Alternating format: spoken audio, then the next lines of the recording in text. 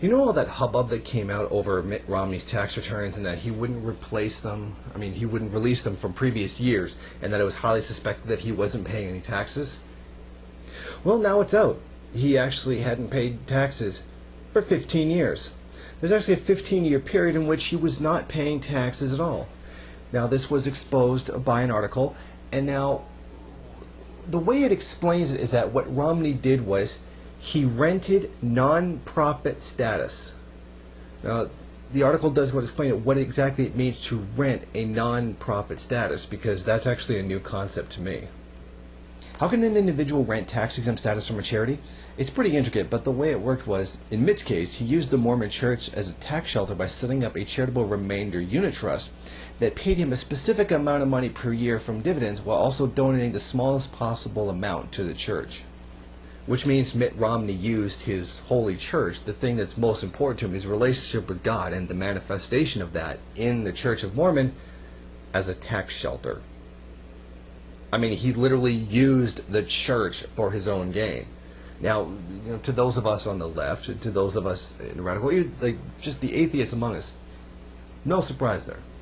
Most of these highly religious people are completely full of it, just using it for their own power and moneyed interest. But I think this is an important point to bring out, considering that during this election later today, that it's going to be seen that Mitt Romney is the real Christian candidate and Barack Obama is an evil, satanic, Satan-worshipping, Muslim, Nazi, extremist, whatever stupid other thing you can add onto that. That's the hilarity, right? Barack Obama is actually like a mainstream Christian, and Mitt Romney is like this really weird, version of Christianity that personally I don't recognize as Christianity, and a lot of other people do. But here's the guy who's literally using his church to not pay taxes. And it actually shows that up for 15 years, he never paid taxes. This is the guy whining that taxes are too high on the rich. The guy who didn't pay any. This really is, this is greed. This is greed. This is selfishness. For people who are talking about the virtue of selfishness and how it's so great and how it does this and it's the only way to exist, this is selfishness. Right here. This not paying taxes for 15 years. This is their actual mentality. This is the way these people operate. This is the way they actually see the world. Someone who gives up on finding a job because they're not there and stays on welfare is, of course, greedy and selfish, and they don't care about anybody, and that's evil, and that's wrong. But then turn around and celebrate the virtue of selfishness. Selfishness is not this abstract concept that only exists in this one little way. When you have selfishness, this is the whole thing that you're getting. You're getting people who don't care about each other. You're getting people that will destroy the planet and just not care. You will also get people who are just selfish and only think about themselves and choose to stay on welfare their whole life. It's an extremely small minority that do that. But that's a result of worshiping selfishness. That's what it is. That's what it actually does in real life. And it's insane to think that when you promote the virtue of selfishness, you're only going to get this pure abstract version that creates commodities for the market to give subjective preference to. And come on.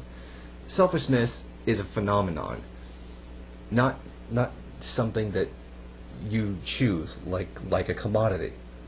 It's a force that exists, and if you worship that and you promote that, that's what you're going to get. You can't just complain that you didn't just get this one pure abstract concept of it. Now, Mitt Romney obviously knew that his taxes were going to be an issue, which is why in 2011 he paid taxes.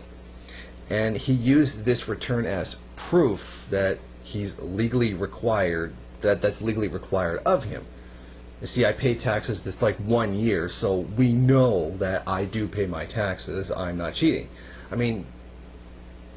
Hello? Really? He just pays it for 1 year, and that's what he has to give, and that somehow proves that he's paid taxes all this time, even though he's refusing to release them. No, I paid my taxes. I'm telling the truth, but I refuse to release them.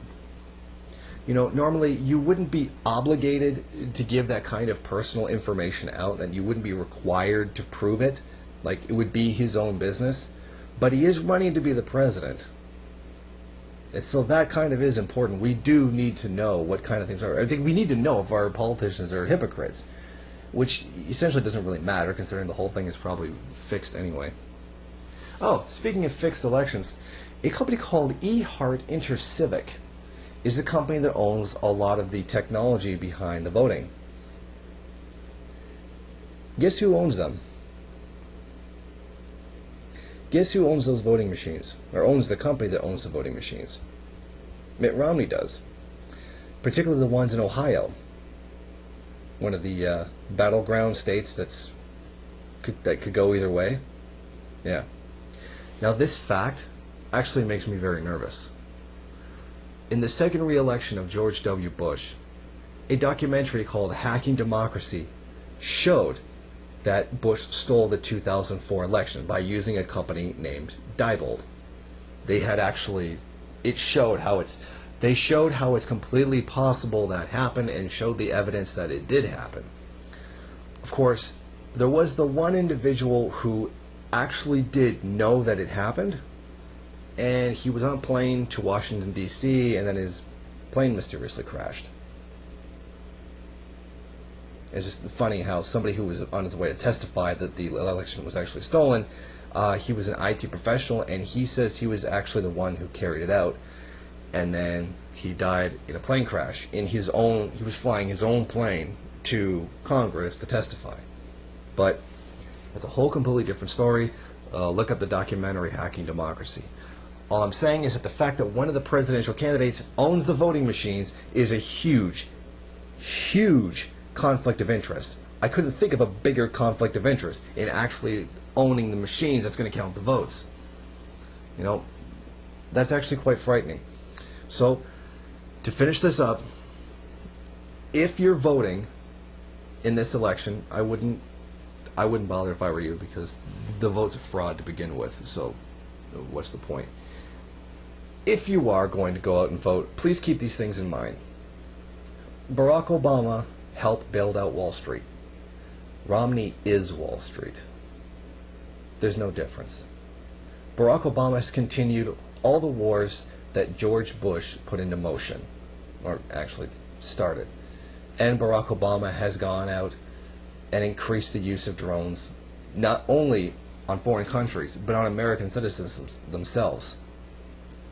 And Mitt Romney will do exactly the same. He said that he'll take a militaristic stance against many of the so-called problem countries of the world. Please keep in mind that this is not really an election, and that having two choices of the ruling class is not really a choice at all.